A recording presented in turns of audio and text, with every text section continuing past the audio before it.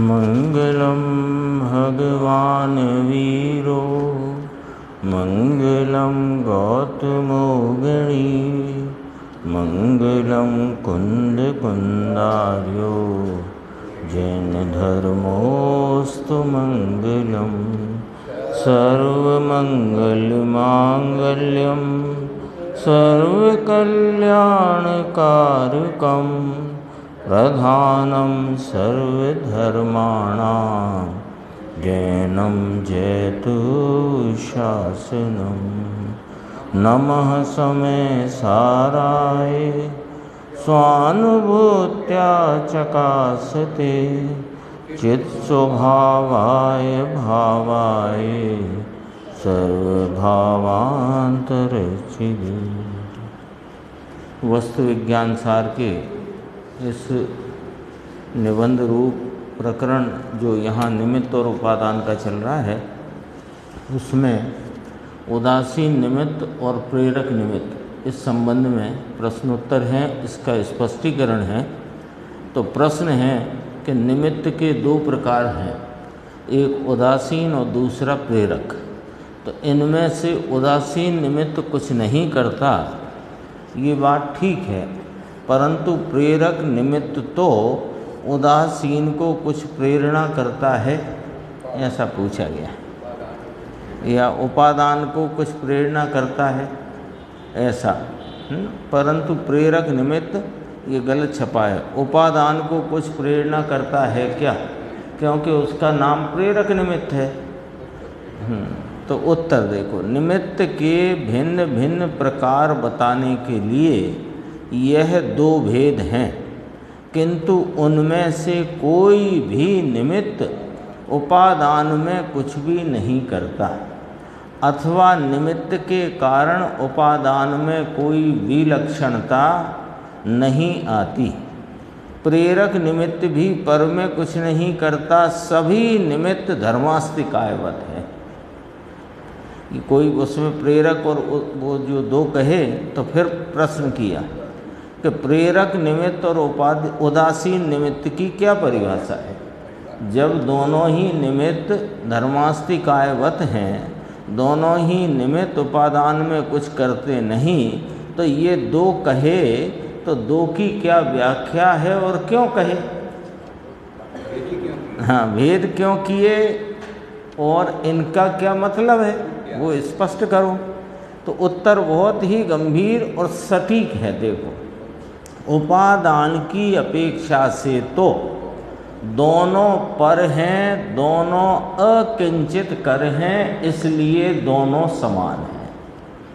निमित्त की अपेक्षा से यह दो भेद हैं, यानी जो निमित्त उपादान रूप व्यवस्था है उसमें निमित्त में जो दो भेद कहे, तो उपादान की अपेक्षा से तो निमित्त पर है, अकिंचित कर है, और निमित्त निमित्त है, चाहे उदासीन कहो चाहे प्रेरक कहो, वे समान ही हैं। तो फिर ये दो भेद किस अपेक्षा है कि निमित्त की अपेक्षा से यह दो भेद हैं। जो निमित्त स्वयं इच्छावान या गतिवान होता है वह प्रेरक निमित्त कहलाता है, और जो निमित्त स्वयं स्थिर या इच्छा रहित होता है वह उदासीन निमित्त कहलाता है। ये वाली बात हुई। ये दो शब्द आए, इच्छावान और गतिवान, और इच्छा रहित और स्थिति वाला या गति रहित, ऐसे आए ना। तो प्रेरक में लिया इच्छावान और गतिमान, और उदासीन में कहा, अभी पहले तो ये स्पष्ट ही कर दिया कि उपादान की अपेक्षा तो कोई भेद निमित्त में पड़ता नहीं। निमित्त नाम निमित्त, यानी परद्रव्य है, अकिंचित कर है, और निमित्त की अपेक्षा समान है।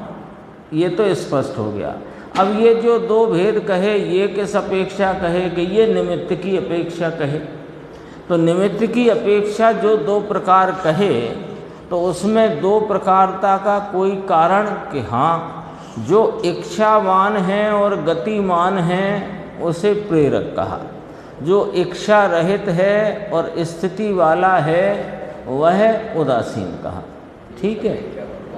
तो हाँ, तो ये दो कहे, इच्छावान और इस इच्छावान और गतिवान, ये दो कहे प्रेरक के संदर्भ में, और उदासीन के संदर्भ में इच्छा रहित और गति रहित ऐसे कहा। तो ये दो दो क्यों कहे कि जीव के संदर्भ से इच्छावान और इच्छा रहित लेना, और अन्य जो अजीव द्रव्य हैं उनकी अपेक्षा गतिमान और स्थिति वाला लेना।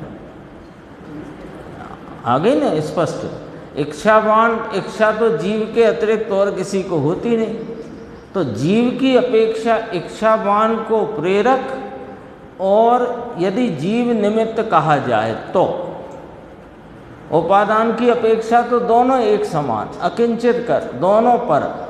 अब निमित्त की अपेक्षा प्रेरक उदासीन दो भेद खड़े हुए, तो जीव की अपेक्षा प्रेरकपना इच्छावान को कहा और उदासीन इच्छा रहित को कहा, जीव की अपेक्षा। और अन्य अजीव की अपेक्षा जो स्थिति गतिवान हैं वे प्रेरक और स्थिति वाले हैं वे उदासीन कहे। स्पष्ट हुई ना बात। अब देखो आगे बढ़ते हैं। इच्छावान जीव और गतिवान अजीव प्रेरक निमित्त हैं, और इच्छा रहित जीव तथा गतिहीन अजीव उदासीन निमित्त हैं। आगे बंटवारा इनका। परंतु दोनों प्रकार के निमित्त पर में बिल्कुल कार्य नहीं करते। मूल बात ये है, तब तो उनका नाम निमित्त है, क्योंकि निमित्त का पहले में पहला जो परिभाषा का पहला ही भाग है कि जो स्वयं तो कार्य रूप नहीं परिणमे, ये तो पहले ही बात है। अब देखो दोनों प्रकार के निमित्त, क्योंकि उसने पूछा क्या था पहले कि उदासीन तो कुछ नहीं करता, वो ठीक है, पर प्रेरक कुछ तो प्रेरणा करता होगा, कुछ तो सहारा, मदद, कुछ थोड़ा सा धक्का। जैसे गाड़ी स्टार्ट नहीं होती तो थोड़ा कोई ने बाहर से धक्का दे दिया तो हो गई, ऐसा कुछ कर देता होगा क्या? तो कहा कि नहीं, दोनों प्रकार के निमित्त पर में बिल्कुल कार्य नहीं करते। जब घड़ा बनता है तब उसमें कुम्हार और चाक प्रेरक निमित्त हैं। दो निमित्त गिनाए, कुम्हार इच्छावान और चाक गतिवान, तथा धर्मास्तिकाय इत्यादि उदासीन निमित्त हैं, स्थिति रूप है वे तो। धर्मास्तिकाय भले गति में निमित्त है पर स्वयं कभी गति को प्राप्त होता ही नहीं तो स्थिति रूप ही रहता है। तो धर्मास्तिकाय इत्यादि उदासीन निमित्त हैं, किंतु हैं तो सब अकिंचित कर। अ माने नहीं, किंचित माने जरा भी, कर माने करने वाले, जरा भी कुछ करने वाले नहीं हैं। यह बात निमित्त की है। अब दृष्टांत देते हैं। यह बात निमित्त की है कि भगवान महावीर के समशरण में गौतम गणधर के आने से दिव्य ध्वनि खिरी, ये निमित्त का कथन है। और पहले 66 दिन तक उनके न आने से भगवान की ध्वनि खिरने से रुकी रही। वाणी के ये कथन है निमित्त का। अब असलियत क्या है कि वाणी के परमाणुओं में जिस समय वाणी रूप से परिणमित होने की योग्यता थी, उस समय ही वे वाणी रूप में परिणमित हुए, और उस समय वहाँ गणधर देव की अवश्य उपस्थिति रहती है। ये तब उस पर निमित्तपने का आरोप आता है। गणधर आए इसलिए वाणी छूटी, ऐसी बात नहीं है। गणधर जिस समय आए उसी समय उनकी आने की योग्यता थी। गौतम स्वामी, गौतम गणधर जिस समय वहाँ आए तो वो उनकी योग्यता थी। वाणी खिरी, वो उन परमाणुओं के वाणी रूप परिणमने की उस समय योग्यता थी। ऐसा ही सहज, ये शब्द बहुत कीमती है।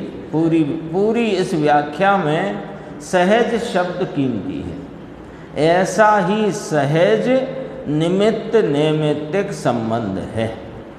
इसलिए इस तर्क को कोई अवकाश नहीं है कि यदि गौतम गणधर ना आए होते तो वाणी कैसे छूटती। ये बात को कोई अवकाश नहीं है। लेकिन 66 दिन पहले नहीं खिरी थी, 66 दिन केवल ज्ञान हुए व्यतीत हो गए, फिर खिरी, तो वो वाली बात निमित्त की अपेक्षा से कहने में आई कि जब गणधर आए तो खिरी, और गणधर नहीं आए तो नहीं खिरी। निमित्त से कथन है, हुआ तो सब अपनी अपनी योग्यता से। निमित्त अपनी योग्यता से वहाँ उपस्थित है और वाणी का परिणमन अपनी योग्यता से वहाँ पर हुआ है। फिर कहा निमित्त ना हो तो, है ना, ये अपन ने कल पढ़ा था, फिर पढ़ लेते हैं आगे बढ़ने से पहले। कार्य होना हो और निमित्त ना हो तो इसी संदर्भ से लेना। तो मान लो वाणी तो खिरना हो, वाणी में तो परिणमन की योग्यता हो, और गणधर परमात्मा आए नहीं हो तो हैं? हाँ, वो तो निमित्त की तरफ से कथन है। हाँ, तो परमार्थ माना है, यही भ्रांति है, यही भ्रांति है। हाँ, तो यही है पर में कर्तृत्व, निमित्त को कर्ता मानना। इसलिए निमित्त को हटाने जुटाने की व्यवस्था। तो पर में कर्तापना, राग का कर्तापना, यही अज्ञान है। हाँ, ये तो में बड़ा मुश्किल पड़ती है। हाँ, अथवा ऐसे कहेगा, भले ठीक है कार्य उपादान में उपादान से होता है, पर निमित्त होता तो है ना। तो वो वहाँ तो लगाना तेरा क्या कह रहा है, तुम्हारा क्या अभिप्राय है तो से? अभिप्राय क्या है? निमित्त तो होता है ना, तो फिर ये अभिप्राय क्या प्रकट कर रहा है कि निमित्त नहीं होता तो कार्य ना होता? यही अभिप्राय प्रकट कर रहा है। यही बात यहाँ कही, कार्य होना हो और निमित्त ना हो तो ऐसी शंका करने वाले से ज्ञानी जन प्रति प्रश्न करते हैं कि हे भाई, इस जगत में तू जीव ही ना होता तो, अथवा तू अजीव होता तो शंकाकार कहता है कि मैं तो जीव ही हूँ, इसमें क्या तर्क करना, इसमें दूसरे तर्क को स्थान नहीं है। तब ज्ञानी कहते हैं कि जैसे तू स्वभाव से ही जीव है, इसलिए उसमें दूसरे तर्क को स्थान नहीं है। इसी प्रकार जब उपादान में कार्य होना होता है तब निमित्त उपस्थित ही है, ऐसा उपादान निमित्त का स्वभाव है या सहज ऐसा मेल है। इसलिए इसमें दूसरे तर्क को अवकाश नहीं है। और बहुत वो अपन वो है कि जैसे तेरा स्वभाव जानने देखने वाला है, ऐसे निमित्त और उपादान की संधि है। संधि है ऐसी। तो तुम जानते हो, तो तुम जानते हो, अब कोई गे ही ना होता तो जब जानना होता है तो उसको जानने रूप परिणमन में जिस संबंधी का ज्ञान होता है उस संबंधी वहाँ गे होता ही है। ऐसा सहज निमित्त नैमित्तिक का स्वभाव है, व्यवस्था है। बहुत तब ये सारी चर्चा में वही बात है, मेरी उपादान की योग्यता तो है। हाँ, उस समय अगर निमित्त नहीं होगा तो मैं क्या करेंगे? हाँ, तो ऐसा होता ही नहीं। ऐसी चर्चा पहले आई कि मिट्टी में तो घड़े रूप होने की योग्यता है। अब कुम्हार रूप निमित्त होए तो वो मिट्टी घड़े रूप परिणमित होए। अरे मिट्टी में घड़े रूप होने की योग्यता यह बता रही है कि मिट्टी ही घड़े पने का त्रिकाली उपादान है, आटे का घड़ा नहीं बनता। इतना बताना है बस। लेकिन वह घड़े रूप परिणमने की योग्यता तो उसकी उस ही समय की है, इसलिए क्षणिक उपादान से ही कार्य होता है। त्रिकाली उपादान तो अन्य द्रव्यों से भिन्न द्रव्य की पहचान कराने के लिए।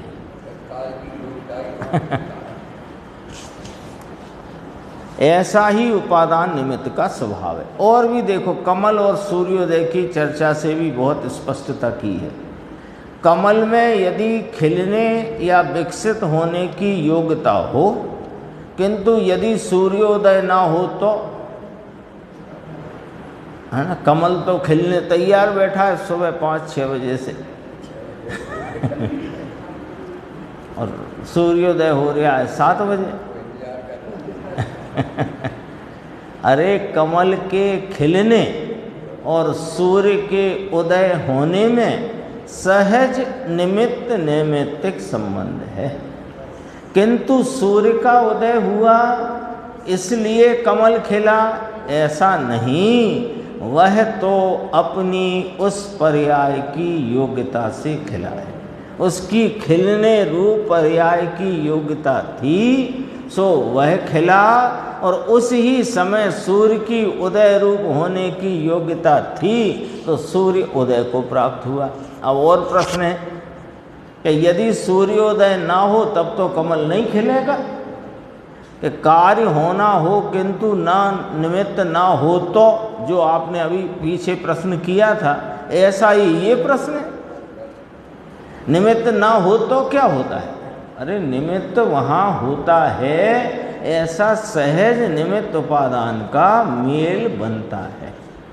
और अपन ने एक चर्चा और की थी, वो भी यहाँ पर ख्याल रखना कि अनंत द्रव्य एक साथ परिणमित हो रहे हैं, और उसमें जिसके परिणाम पर अनुकूल पने का आरोप आ सके वो निमित्त कहलाता है। निमित्त बन करके थोड़ी कोई आता है, सब अपने उपादान रूप भाव से परिणमते हैं। उस सूर्य अपने उपादान से उदित हुआ, कमल अपने उपादान से खिला, दोनों के अपने अपने उपादान हैं। कमल के खिलने के संबंध में कहा जाए, बताया जाए तो उसमें निमित्त पने का आरोप सूर्य के उदय पर किया जा सकता है, इसलिए उसे निमित्त कहा। हाँ, सूर्य उदय हुआ है इसलिए खिला है, ऐसा तो नहीं है। और स्पष्ट करेंगे इसे, देखो निमित्त बनकर के कोई द्रव्य नहीं परिणमा, आज तक न परिणमता।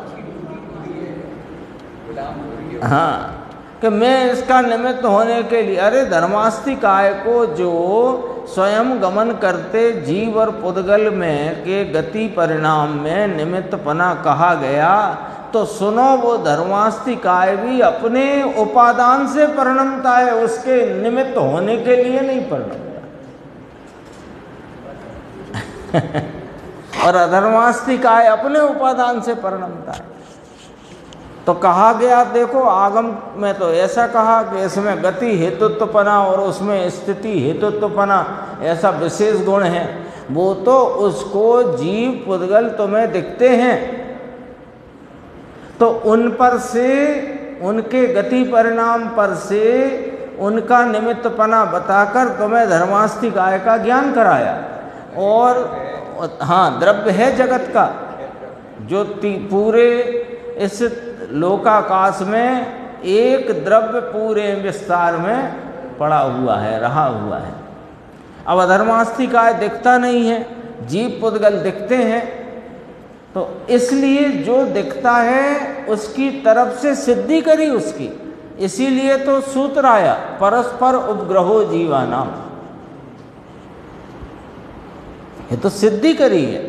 निमित्तपना होना धर्मास्ति काय का कार्य नहीं है, वो अपने उपादान रूप कार्य से परिणमता है। और जीव पुद्गल जो स्वयं अपने गति परिणाम में परिणमते हैं, उसमें अनुकूलता का आरोप धर्मास्ति काय के परिणमन पर आता है, तो उसे गति परिणाम में निमित्त कहा जाता है। स्थिति के परिणाम पर स्वयं गमन करते हुए जो जीव पुद्गल को जब स्थिति हो, तो फिर उसमें अधर्मास्ति काय के उसके उपादान रूप परिणाम को निमित्त कहा जाता है, अनुकूल पने का आरोप किया जाता है। सब द्रव्य परिणम रहे हैं कि नहीं? सब। हाँ? काल द्रव्य भी वर्तना का हेतुपना कहा, लेकिन काल द्रव्य अपने उपादान से प्रति समय परिणमित हो रहा है। ये पॉइंट समझना पड़ेगा कि निमित्त रूप से परिणमने के लिए जगत में कोई द्रव्य नहीं है।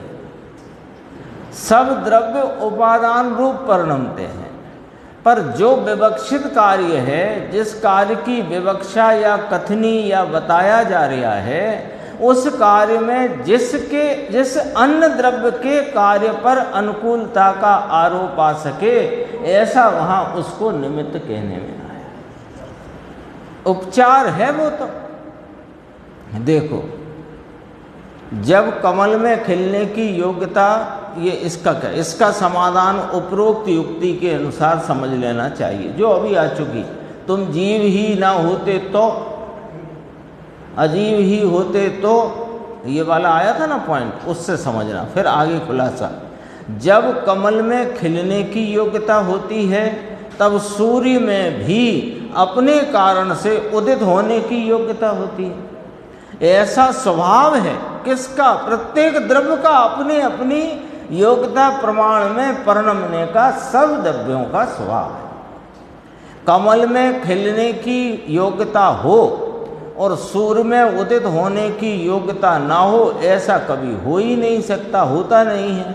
तथापि सूर्य के कारण कमल नहीं खिलता, और कमल को खिलना है इसलिए सूर्य का उदय होता है, ऐसा भी नहीं है। और स्पष्टीकरण देखो, यदि सूर्य के कारण कमल नहीं खिलता हो तो ऐसा क्यों होता है कि जब सूर्योदय 6 बजे होता है तब कमल भी 6 बजे खिलता है, और जब सूर्योदय 7 बजे होता है तब कमल भी 7 बजे खिलता है? ऐसा क्यों होता है?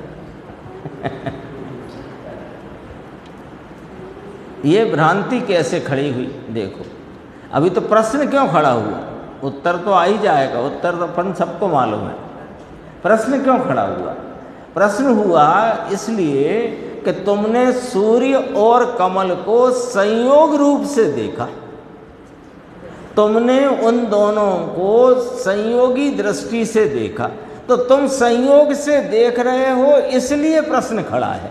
तुम उन्हें स्वाधीन देखो तो ये प्रश्न ही नहीं आएगा। प्रश्न क्यों आया है? संयोगी दृष्टि से। हाँ, संसारी संयोगी दृष्टि से देखते हैं, तो जब स्वभाव दृष्टि से देखेंगे तो ये परेशान। हाँ, तो वो प्रश्न ही नहीं खड़ा होगा। उत्तर देखो, उसी समय कमल में खिलने की योग्यता है, इसीलिए वह तभी खिलता है। पहले उसमें नाम कमल में अपने में ही खिलने की योग्यता नहीं थी, और उसकी योग्यता बंद रहने की ही थी। वस्तु एक समय में दो विरुद्ध प्रकार की पर्यायों की योग्यता वस्तु में नहीं हो सकती। योग्यता से हुआ ना कार्य, तो दो तुम कह रहे हो कि नहीं उसमें खिलने की योग्यता तो थी पर बंद था, तो अब ये बंद भी था और खिला भी, खिलने की योग्यता थी, ये कैसे हो सकता है? एक समय में भाई तुमने जब प्रश्न किया कि यदि सूर्य 6 बजे उदित हुआ तो 6 बजे कमल खिला, 7 बजे उदित हुआ 7 बजे कमल खिला, तो सूर्य के उदय से कमल खिला, ऐसा तुम जो कह रहे हो, यानी तुम्हारा कहने का अभिप्राय ये है कि कमल में खिलने की योग्यता तो थी, लेकिन अब सूर्य आया नहीं तो बंद रहा कमल। अब दो बातें हो गई ना, यानी खिलने की योग्यता भी थी और बंद रहा तो बंद की भी योग्यता थी। ऐसा कैसे हो सकता है? एक ही समय में एक ही वस्तु में दो विरुद्ध प्रकार की पर्यायों की योग्यता नहीं हो सकती, ये वस्तु स्वरूप का सिद्धांत है। तुम खिलने की, अब जैसे कुम्हार आया तो घड़ा बना, तो मिट्टी में घड़े होने की योग्यता भी थी और पिंड रूप तो है, सो पिंड रूप की भी योग्यता थी। ऐसे कैसे मानेंगे? नियम क्या निकला? एक वस्तु में एक समय में दो विरुद्ध प्रकार की पर्यायों की योग्यता या दो पर्यायों की योग्यता नहीं हो सकती। या विरुद्ध इसलिए लिया खिलने और बंद होने के। मान लो कोई और एक ही डिजाइन का कार्य हो तो उसमें भी ऐसा लगा सकते हैं। जैन दर्शन का मूल रहस्य लो, ये बात तो कंठस्थ नहीं, ये चित्तस्थ कर लेने वाली बात है। चित्त में स्थित कर लो। वस्तु स्वभाव स्वतंत्र निरपेक्ष है। देखो 3 शब्द हैं। वस्तु स्वभाव रूप है और कैसा स्वभाव है कि स्वतंत्र है। और स्वतंत्रता किसे कहा कि निरपेक्ष को स्वतंत्र कहते हैं। जिसको अपेक्षा हो वो स्वतंत्र कैसे है ना। निरपेक्ष तो जरूरी है ना स्वतंत्रता के लिए। हाँ, निरपेक्ष ही परिणमन है, निरपेक्ष ही वस्तु है, तो उसका स्वभाव स्वतंत्र है, निरपेक्ष है। जब तक, अब ये देखो अपने कंधे पर सारी जिम्मेदारी आ रही है, देखना। जब तक स्वयं पर की भिन्नता रूप इस स्वभाव को न जान ले तब तक जीव को पर से सच्ची उदासीनता नहीं होती। देखो शब्द तो बहुत थोड़े से हैं पर इसमें भाव बहुत गंभीर है।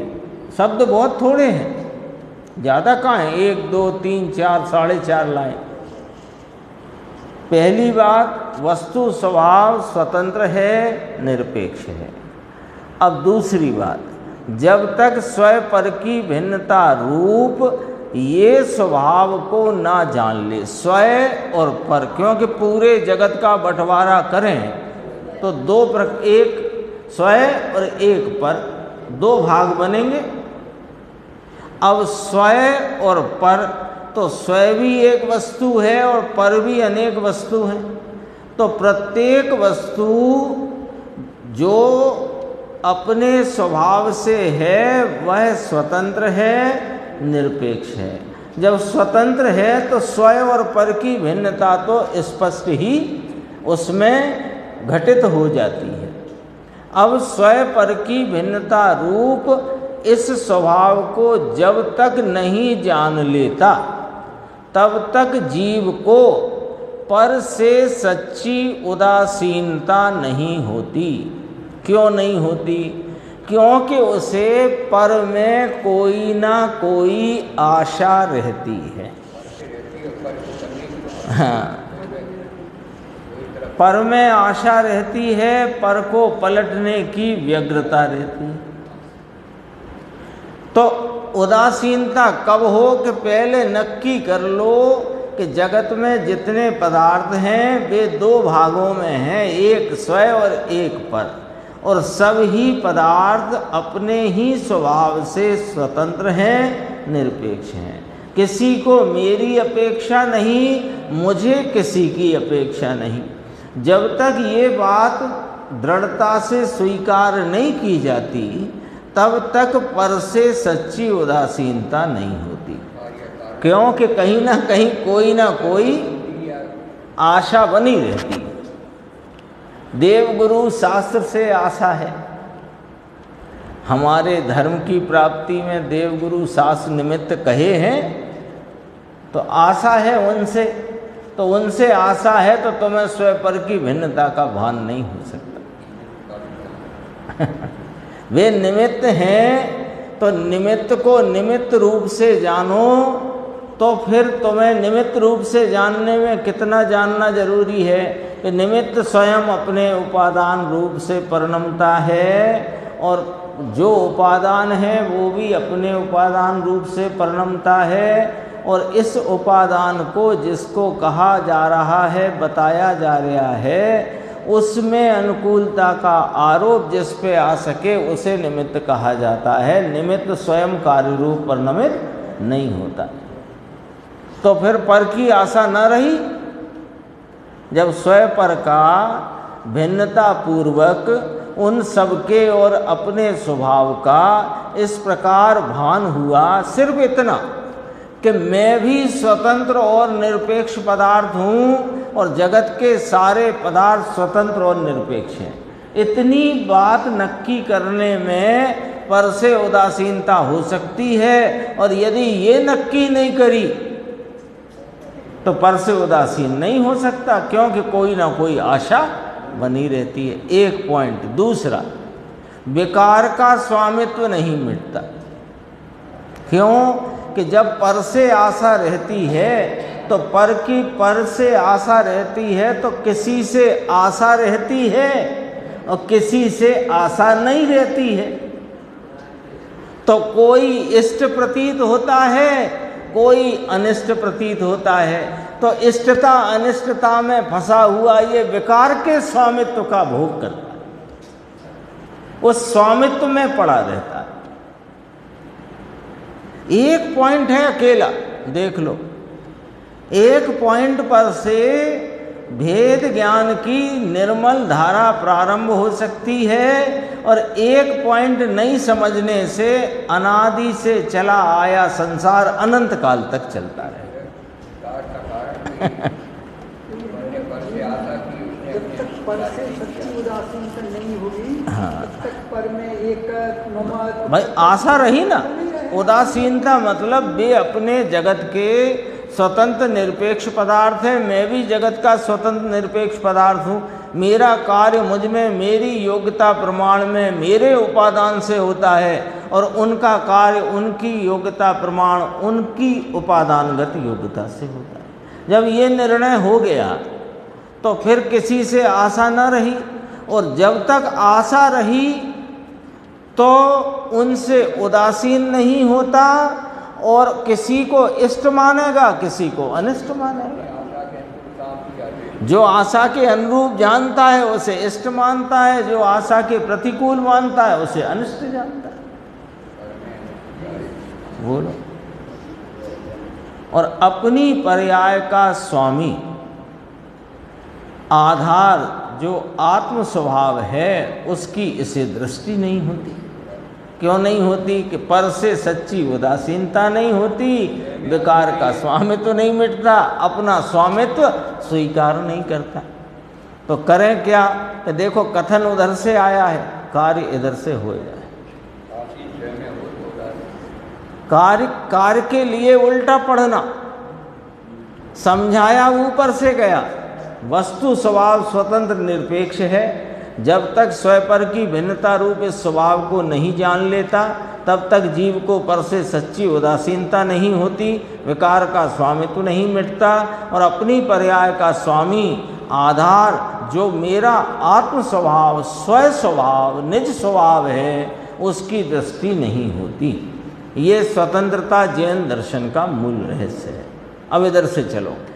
जब अपनी पर्याय का स्वामी यह मेरा वस्तु चेतन तत्व, ये चेतन द्रव्य मेरा आत्म स्वभाव, इसकी जब दृष्टि होती है तो विकार का स्वामित्व मिट जाता है, पर से सच्ची उदासीनता हो जाती है, और वह स्वयं पर की भिन्नता रूप सर्व पदार्थों के स्वभाव को जान लेता है कि जगत का प्रत्येक पदार्थ स्वतंत्र है और निरपेक्ष है। कथनी यहाँ से, व्याप्ति यहाँ से।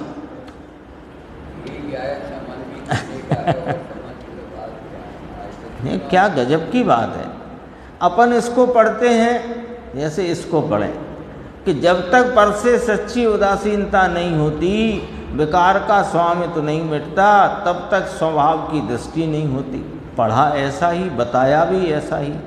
अब अपने को लगा कि स्वभाव की दृष्टि करना है तो विकार का स्वामित्व तो मिटो, तो अब वो कार्य ऐसे होना ही नहीं है। कार्य ऐसे होना है कि मेरी पर्याय जानो पहले वस्तु स्वतंत्र निरपेक्ष है, ऐसा विकल्पात्मक ज्ञान में लेकर तो मेरी जो पर्याय हो रही है ये किसके आधार से, कि इसका आधारभूत तत्व तो मैं स्वयं हूँ। तो अपने स्वयं स्वरूप की दृष्टि करें तो ये उसको विकार का स्वामित्व भी मिट जाता है, पर के प्रति सच्ची उदासीनता खड़ी हो जाती है, और स्वयं पर के स्वपर रूपी पदार्थों की भिन्नता का स्वभाव भी स्पष्टपने भेद ज्ञान रूप से वर्तता है, और उसमें यह बात अनुभव प्रमाण हो जाती है कि जगत के सर्व पदार्थ स्वतंत्र और निरपेक्ष, ऐसी बात है। ये बात सही है। अपन क्या करते हैं, विकार को ही कम करने की कोशिश करते हैं, तो क्या होता है, नया विकार खड़ा करते हैं। हाँ, लेकिन उपदेश की शैली में ऐसा ही आएगा। उसकी वजह है, उसकी वजह ये है कि जो जीव अनादि से जहाँ खड़ा है, पड़ा है या अड़ा है, वहाँ से हटाने का उपदेश आएगा। लेकिन उस उपदेश का मर्म समझना कि यहाँ स्वभाव की दृष्टि करा रहे हैं।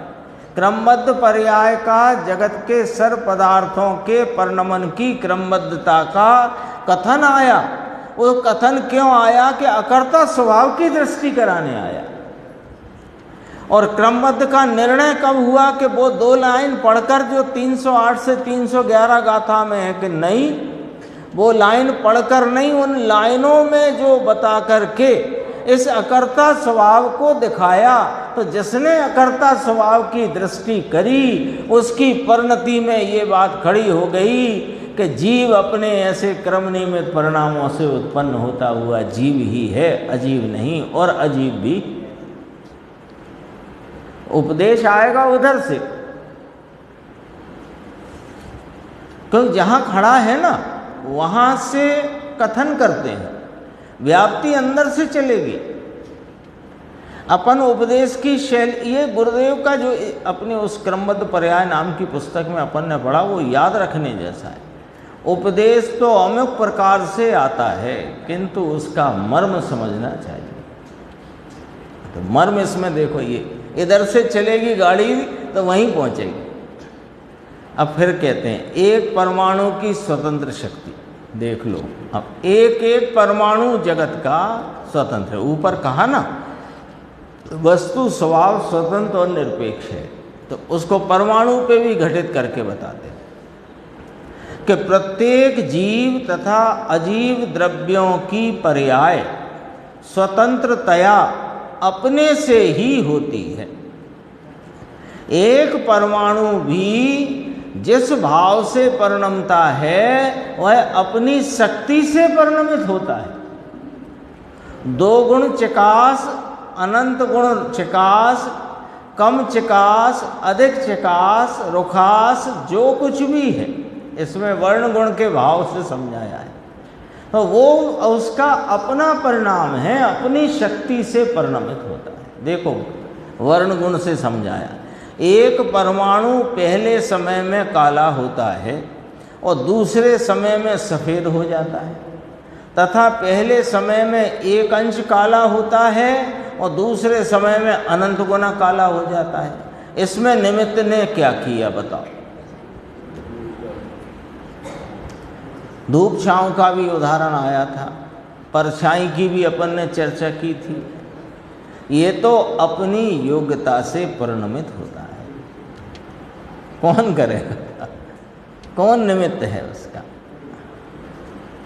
इंद्रियों और ज्ञान का स्वतंत्र परिणमन। बहुत इतने गंभीर गंभीर विषय इसमें रख दिए हैं कि जितनी निमित्त नैमित्तिकता की चर्चा आगम में आई है और वहाँ से हमने उसका यथार्थ मर्म न समझ करके जो कोई भ्रांति खड़ी कर ली है, सबका निराकरण यहाँ गुरुदेव श्री के इस प्रकरण में आ गया है। देखिए, यह बात मिथ्या है कि जड़ इंद्रियां हैं इसलिए आत्मा को ज्ञान होता है। ये बात जड़ से झूठ है। जड़ से मानो मूल से। इंद्रियां कैसी हैं कि वे तो अचेतन हैं और ज्ञान चेतना का परिणाम है। एक सीधा लॉजिक। इंद्रियां अचेतन हैं, पुद्गल परमाणुओं से के स्कंद रूप से रचित हैं। वे उनमें चेतनता ही नहीं, और ज्ञान चेतनता का कार्य है। ठीक है ना? ये पहले लॉजिक देखो। तो जो इंद्रियां हैं उनसे या वे हैं इसलिए आत्मा को ज्ञान होता है, ये बात मूल से गलत है। आंखें हैं तो देखता हूँ, कान हैं तो सुनता हूँ, नाक है तो गंध का ज्ञान होता है, रसना है तो स्वाद का ज्ञान होता है, ये बात जड़ से गलत है, जो मूल से गलत है। ये रसना चेतन है कि अचेतन, आंख चेतन है कि अचेतन? तो अचेतन से अचेतन चेतनता रूपी ज्ञान का कार्य कैसे करे? तो ज्ञान का कार्य तो चेतन वस्तु ही करे। तो फिर इंद्रियों का क्या मतलब है कि उनका निमित्तपना है, वो बताते हैं। देखो, आत्मा का त्रकाल सामान्य ज्ञान स्वभाव अपने कारण से प्रति समय परिणमित होता है। ये ज्ञान का विशेष है, जो प्रति समय का परिणाम व्यक्तता, और जिस पर्याय में जैसी योग्यता होती है उतना ही ज्ञान का विकास होता है।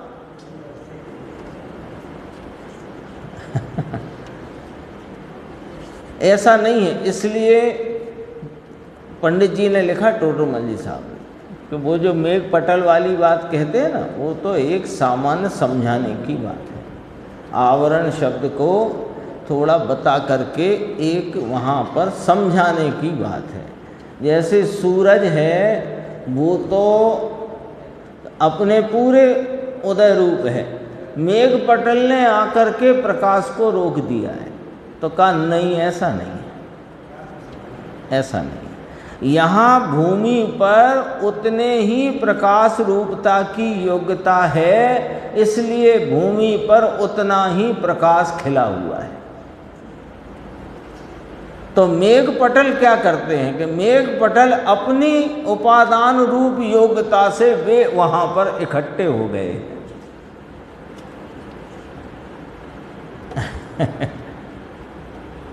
कितनी गजब की बात है।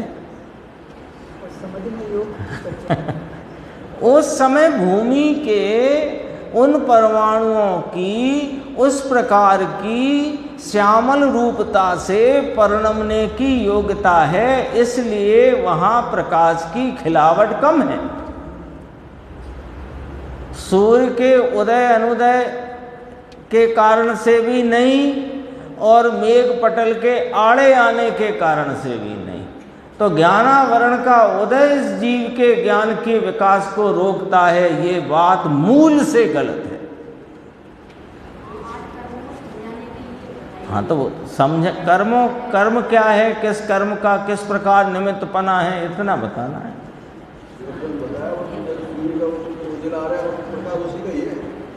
सूर्य का ही प्रकाश है, लेकिन वो प्रकाश सूर्य का है, तो यहाँ प्रकाश क्यों कम है? यहाँ योग्यता ही उस भूमि के परमाणुओं की ऐसी है। देखो, आत्मा का त्रकाल सामान्य ज्ञान स्वभाव अपने कारण से प्रति समय परिणमित होता है। देखना, अब यहाँ थोड़ा वो सूर्य की बात भी करी थी ना, तो अब यहाँ समझना, ज्ञान तो अपनी परिपूर्णता से त्रकाल रहा हुआ है। सामान्य ज्ञान, सामान्य तो अपनी परिपूर्णता से त्रकाल रहा है, उसमें हीना दिखता नहीं। किसमें? त्रकाल ज्ञान सामान्य में। अब उसकी प्रति समय व्यक्तता रूप जो परिणमन है, वो परिणमन का जो भाव पर्याय कहा जाता है, उस पर्याय की जैसी योग्यता है उतनी खिलावट है ज्ञान की। ज्ञानावरण के कारण से कम खिलावट, ज्यादा खिलावट, ऐसा नहीं है। जिस पर्याय में जैसी योग्यता होती है उतना ही ज्ञान का विकास नाम खिलावट होती है। पंचेंद्रिय संबंधी ज्ञान का विकास है, इसलिए 5 बाह्य इंद्रियां हैं, ऐसी बात नहीं है। कुछ जीवों की पर्यायगत योग्यता ऐसी है कि वे गंध आदि का ज्ञान नहीं कर सकते। कुछ ऐसे हैं मात्र स्पर्श संबंधी जानना ही है, अन्य कोई जानना अन्य भावों को जानने की उनकी योग्यता नहीं है, तो अपन उसे व्यवहार से कहेंगे कि एक इंद्रिय जीव है, इसलिए स्पर्श के अतिरिक्त अन्य विषय को नहीं जान सकता, उसके थोड़ी कोई चक्षु इंद्रिय है। चक्षु इंद्रिय होती तो देख लेता, ऐसा है ही नहीं। तुम्हारे है, तुम भी कई बार नहीं देख पाते। अपन तो अनुभव से ही देख लो ना, अपने साथ घटित होता है ना प्रतिदिन। हाँ, निकल जाती।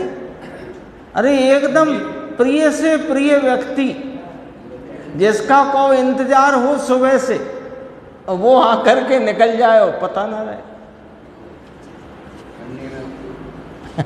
उपयोग कहीं और हो, क्योंकि उस समय उस संबंधी जानने की योग्यता का परिणमन नहीं था, सो नहीं हुई। एक दिन कहा था ना कि वो पाक के प्रकर्ष की परंपरा, अब किसी ने सुना पाप के प्रकर्ष की परंपरा। अब इसमें बताओ, शब्द से ज्ञान होता या सुनने से ज्ञान होता? कर्णेंद्रिय से भी नहीं, शब्द से भी नहीं, ज्ञान की उस समय की योग्यता से वह ज्ञान होता है। देखो, पंचेंद्रिय संबंधी ज्ञान का विकास है, इसलिए 5 बाह्य इंद्रियां हैं, ऐसी बात नहीं है। और 5 इंद्रियां हैं इसलिए ज्ञान का विकास है, ऐसा भी नहीं है। ये तो बहुत एकदम ऐसी छनावट है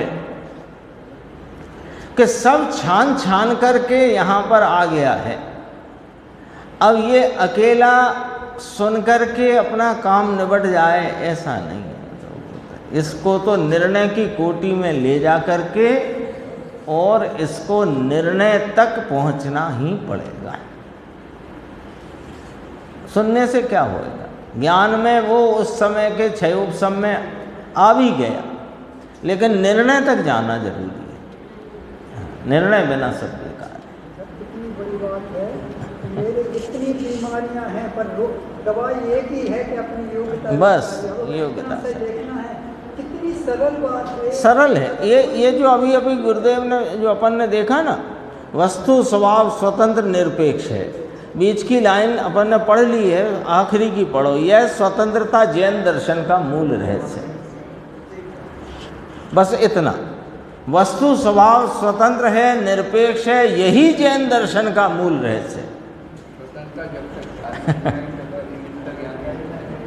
स्वतंत्रता के बिना निमित्त का ज्ञान नहीं, कार्य के परिणमन में निरपेक्षता नहीं। जब तक समझोगे तब तक निमित्तों से आशा नहीं छूटेगी, आशा नहीं छूटेगी तो राग विकार से स्वामीपना कर्तृत्वपना नहीं छूटेगा, और जब तक उससे नहीं छूटेगा तो कहा कि ये आत्म स्वभाव के परिणमन का जो आधारभूत मेरा वस्तु तत्व है उसकी दृष्टि नहीं होती।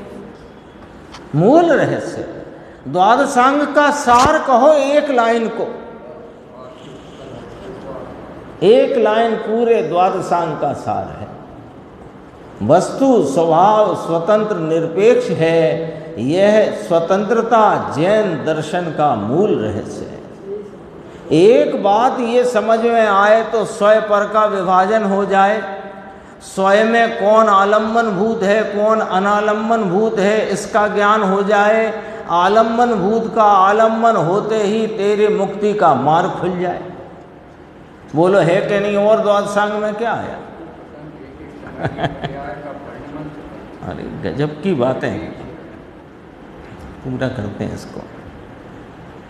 ज्ञान की पर्याय में जितनी योग्यता थी उतना विकास हुआ, और जिन परमाणुओं में इंद्रिय रूप होने की योग्यता थी वे स्वयं इंद्रिय रूप में परिणमित हुए हैं, तथापि दोनों का निमित्त नैमित्तिक मेल है। बस यहाँ रूपाधिक भावों का जानने रूप योग्यता से ज्ञान का जब परिणमन हुआ तो उस रूपाधिक भावों को जानने रूप परिणमित ज्ञान के उपादान में चक्षु इंद्रिय को निमित्त कहा जा सकता है। क्यों? क्योंकि उस पे अनुकूलता का आरोप किया जा सकता है। बाकी तो चक्षु का परिणमन, उन परमाणुओं का परिणमन स्वाधीन, और मेरा मतलब जीव के ज्ञान का परिणमन भी स्वाधीन। जिस जीव के एक ही इंद्रिय संबंधी ज्ञान का विकास होता है, उसके एक ही इंद्रिय होती है, 2 वाले के 2, 3 वाले के 3, 4 वाले के 4 और पंचेंद्रिय संबंधी विकास वाले के 5 ही इंद्रियां होती हैं। ये निमित्त नैमित्तिक मेल है। 5 इंद्रियां होती हैं, इसलिए 5 इंद्रिय के विषयों का ज्ञान होता है। ये बात मूल से गलत है। तो कहा व्यवहार से तो कहते हैं, तो व्यवहार तो खुद ही कहता है कि मैं तो गलत कहता हूं।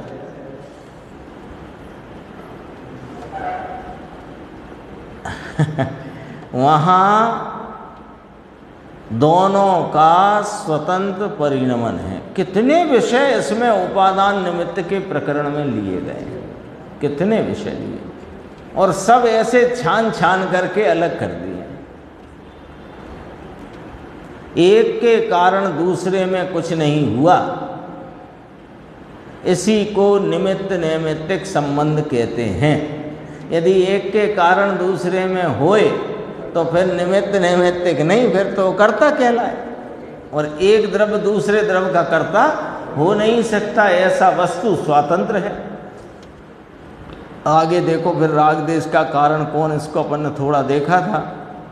सम्यक निर्णय का बल और फल, बहुत अभी इसमें ये प्रश्न भी आने वाले हैं। देखो, जब निमित्त वास्तव में कारण नहीं है तो कारण कहते ही क्यों उसे?